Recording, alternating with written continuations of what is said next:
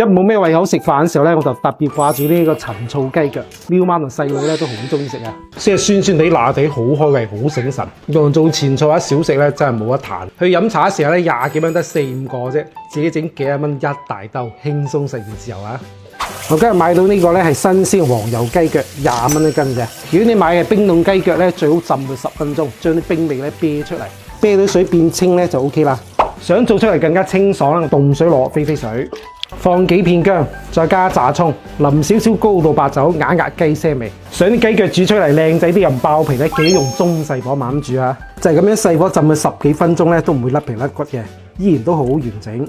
完全浸熟透之後咧，就轉去冰水，咁樣冰火2重天浸一浸咧，啲皮會更加爽脆嘅。趁啲雞腳浸緊咧，我調翻個秘製陳醋汁。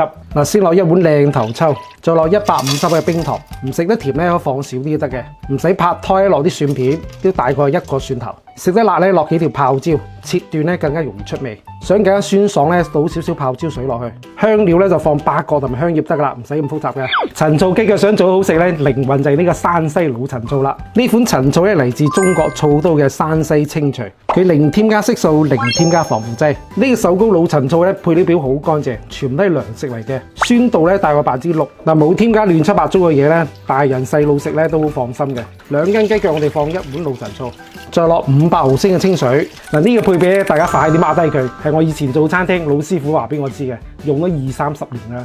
我哋開個細火慢慢煮，將啲冰糖咧煮溶化。嗱，啲靚陳醋咧做陳醋雞腳、陳醋黑豆、陳醋豬手都好正噶，做涼拌都好好食喎。人到中年咧，呷多啲醋就冇錯噶啦，對身體咧好有益處嘅。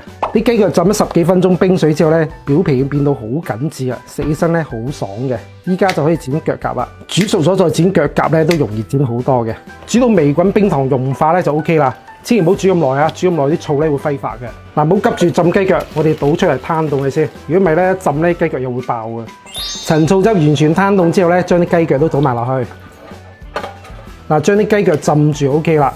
中途咧最好翻佢，將啲未浸到嘅雞腳咧都浸住佢。吸蓋放喺冰箱咧浸佢一晚，中途咧記得翻佢啊，咁樣上色會均勻好多嘅。終於浸一晚啦，真係忍咗成晚未偷食啊！哇，超靚，隻都好完整，上色又均勻。今次真係輕鬆實現陳醋雞腳自由啦！試下睇有冇好食先。哇，好入味啊！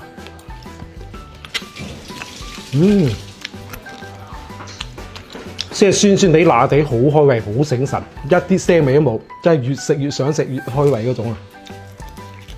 大家快啲試下，超正！